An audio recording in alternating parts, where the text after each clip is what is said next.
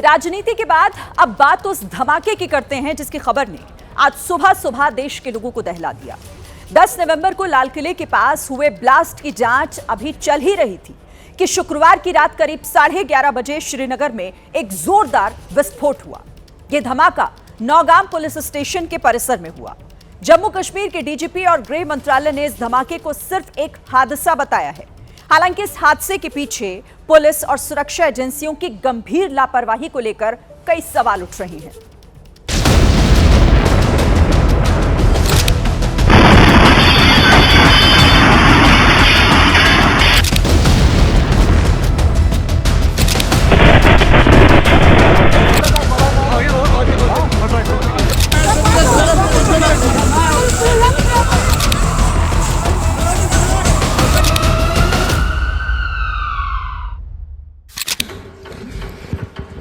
Nowgam police station के धमाके का शोर तो कुछ सेकंड्स के भीतर शांत हो गया, लेकिन धमाके के बाद उठता धुआं कई सवाल पीछे छोड़ गया। इन सवालों की तरफ बढ़ने से पहले आपके लिए ये समझना जरूरी है कि धमाका हुआ कैसे और कैसे इस धमाके का कनेक्शन फरीदाबाद से बरामद हुए विस्फोटक के साथ जुड़ा है। 9 नवंबर को फरीदाबाद से 360 किलो विस्फोटक मिला। ये विस्फोटक डॉक्टर मुजम्मिल के किराए के घर से बरामद हुआ। विस्फोटक को जांच के लिए नौगाम थाना लाया गया। नौगाम पुलिस स्टेशन में विस्फोटक का सैंपल लिया जा रहा था। सैंपलिंग के दौरान जोरदार धमाका हुआ। धमाके की तीव्रता का अंदाजा सीसीटीवी की फुटेज देखकर लगाया जा सकता है।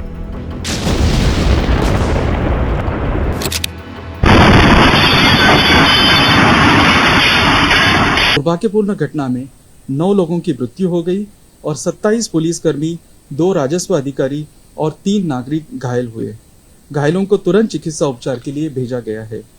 पुलिस स्टेशन की बिल्डिंग को गंभीर क्षति पहुंची है। इसके अलावा आसपास की इमारतें भी क्षतिग्रस्त हुई हैं। घटना के कारणों की जांच की जा रही है। इस घटना के कारण की कोई अन्य अटकलें अनावश्यक है। ये धमाका इतना जोरदार था कि 9 लोगों की मौत हो गई। मरने वालों में पुलिस कर्मियों के साथ एफएसएल कर्मचारी, नायब तहसीलदार, चौकीदार और एक दर्जी शामिल है। इसके अलावा आसपास के घरों को भारी नुकसान पहुंचा है। समय तकरीबन 100 मीटर की दूरी पर है पुलिस स्टेशन से, और यहाँ पे जिस तरीके का नुकसान हुआ है आप देख सकते हैं कि कमरे के अंदर भी जो शीशे हैं वो टूट चुके हैं। खिड़की दरवाजों का हाल क्या है वो आप यहाँ पे देख सकते हैं कि दरवाजे 2 हिस्सों में टूट के अंदर आ गए। खिड़की वहां पे पड़ी है, और अगर बाहर का हाल देखें तो हर तरफ आपको टूटे हुए शीशे नजर आ रहे हैं। और ये हाल केवल इस बिल्डिंग का नहीं, इस इलाके में हर उस बिल्डिंग का है जो आसपास है। आप देख सकते हैं कि इंटेंसिटी ऑफ ब्लास्ट ये था कि छत भी टूट के नीचे आ गई है। सोचिए, एक तरफ फरीदाबाद से विस्फोटक जब्त कर बड़ी आतंकी साजिश के मंसूबे नाकाम किए गए, दूसरी तरफ उसी विस्फोटक में हुए धमाके ने 9 लोगों की जान ले ली।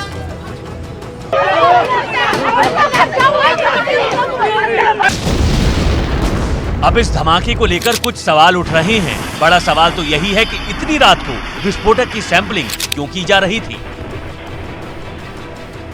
मुझे लगता है कहीं ना कहीं इसमें कोई चूक हुई है। जो ये मटेरियल इन्होंने यहाँ डंप किया है, जो ये रिकवर इन्होंने किया है, लेकिन इसको कहीं आइसोलेशन में भी कर सकते थे। एक रेजिडेंशियल एरिया में इतना बड़ा ये डंप करना, एक्सप्लोसिव डंप करना, ये तो एक सवालिया निशान लगाता है। लोगों का तो बहुत नुकसान है। कम से कम 90 प्रॉपर्टीज इसमें इन्वॉल्व है जिनको काफ़ी ज़्यादा डैमेज है। उसमें रेजिडेंशियल एरिया भी हैं, कमर्शियल एरिया भी हैं। सवाल इसके अलावा भी हैं, जैसे 9 नवंबर से अब तक सैंपलिंग क्यों नहीं की गई थी?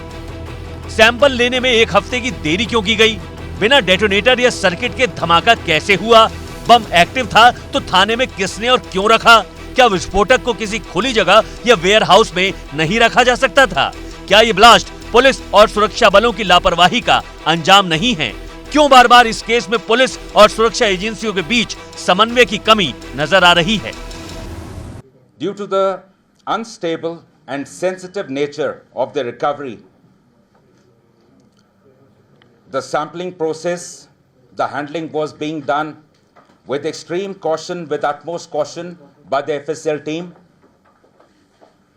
However, unfortunately, during this course, last night around 11:20 p.m., an accidental explosion has taken place. Any other speculation into the cause of this incident is unnecessary.